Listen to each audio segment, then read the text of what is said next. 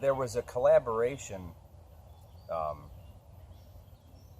recently between Bark River and Vehement Knives, and I think the collaboration is wonderful because they created a knife that I've liked for quite a while, and the history on it is really wild, and it's from the Studies and Observations group.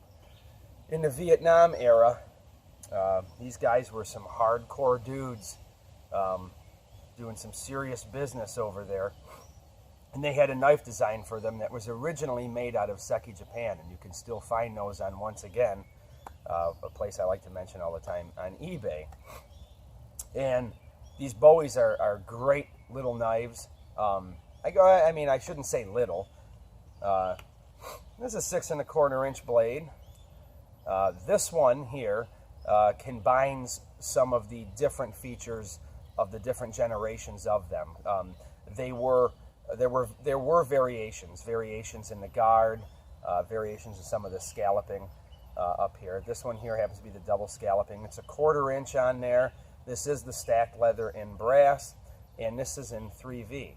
And well, if any of you know, 3V is generally no no joke. And the sheath that comes with it is actually pretty great too, and it's quite adaptable. You can wear it in a lot of different configurations, right-handed, left-handed, you name it. I'm going to have another video that follows this up, and we're going to do more of a tabletop review, and I can show you around the knife and the sheath a little bit more. But I wanted to pretty much take this knife today and just show you in terms of just doing your average bushcrafty type of stuff, your woodcraft, your camping. Jeez Louise, I get caught in my shirt here. And I haven't worn the knife in a long time, and that leather goes right back to being great again. So I just have a piece here. Let's just see. So this knife being in 3V and having such a thick, all right, obtuse grind on there, this is a durable knife. Okay. This is a heavy-duty ordeal. And you'll feel it. You'll feel it in the knife. And you can obviously tell, and I told you just a little bit of the history on it. It's combat, all right? It's combat purposes. Over in the Vietnam jungle. And it's just a piece of maple here. Get it down through that there. Look at that. All right? Nice piece of wood here.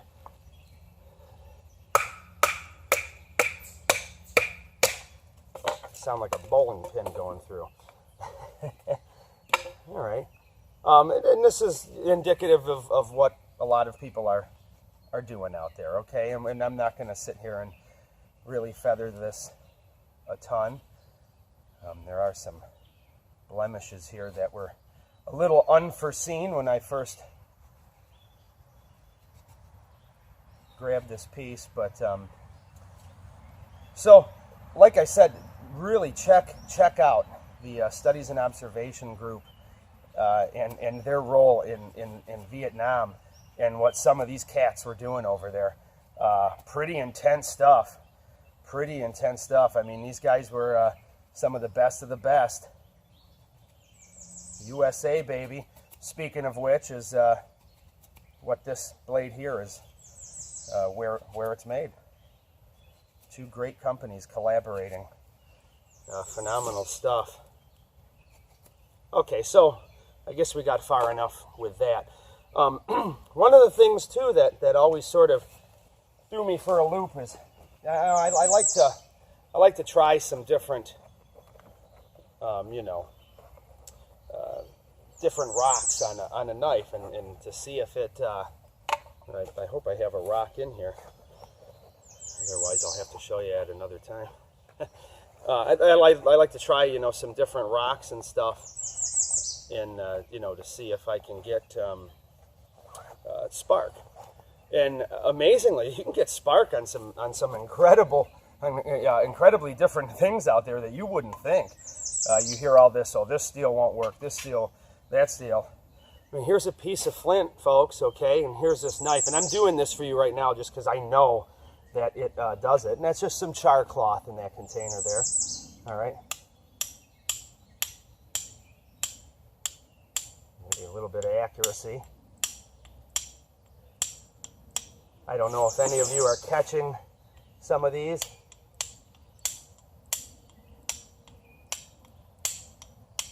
If I don't get this lit here in a few seconds, we're gonna move on.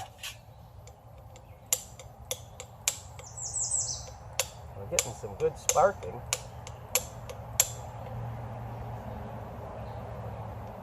In any event, there we go. There we go. All right. This is 3V though, right? I mean, technically, that shouldn't be happening right there, right? Pretty interesting though. So give things a try. Whether someone says, well, this rock is a mixture of this and that too. It's not pure this or pure that. Well, hey, I have several others that are just like this rock that I found outside. Okay, this isn't specially ordered, and this throws a spark. So it is a little more finicky than your run-of-the-mill 1095 in 01. All right, but that there is just proof that sometimes it's not wise to trust what other people who aren't doing something say. And give it a shot. If it's a knife you're going to use out in the field anyways, give it a shot.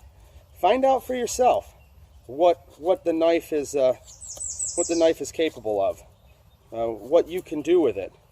Don't just trust what someone else is saying. Take your folding saw and don't just try one rock on it. Try several.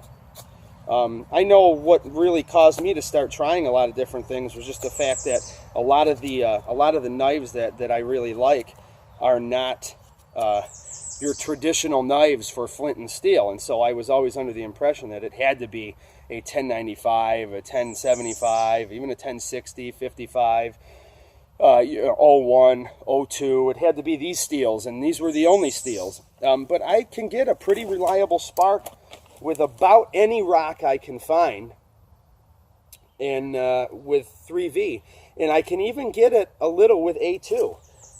So how often are you going to be starting these fires? You know, a lot of this stuff to me is emergency stuff, right? Excuse me. We're we have to do something with our knife like this because we don't have another piece of steel for this actual setup. And what I did, because of the configuration of the sheath, I took a piece of a file and sanded down the edges there a little bit, but it's a file, so it'll also file your axe and throw sparks. But this seems to fit into this here better than any stone would fit in. And I apologize if I was out of your view at any point. But here is this here, and like I said, check out. I'm going to have a tabletop review, and you guys can check out some different things with this knife. And I'm just going to tension cut a sapling here, a little bit out of your view, but it's a sapling that needs to come down anyways. I try to when I'm picking what I cut, or I try to have a conservative attitude towards it.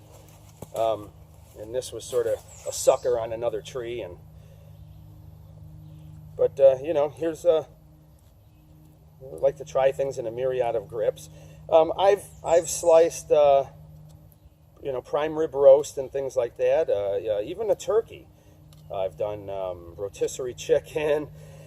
I've done fruits and vegetables with this very knife, and I don't have an issue at all. All right. And seems to work fine. The nice thing about 3V is, you know, you can have these delicate tips like this, right? And but they are durable as all get up because, well, it's 3V. I mean, this is some great stuff here. I urge you to check out Crucible Particle Metallurgy, which is the CPM part of the title, and it will amaze you.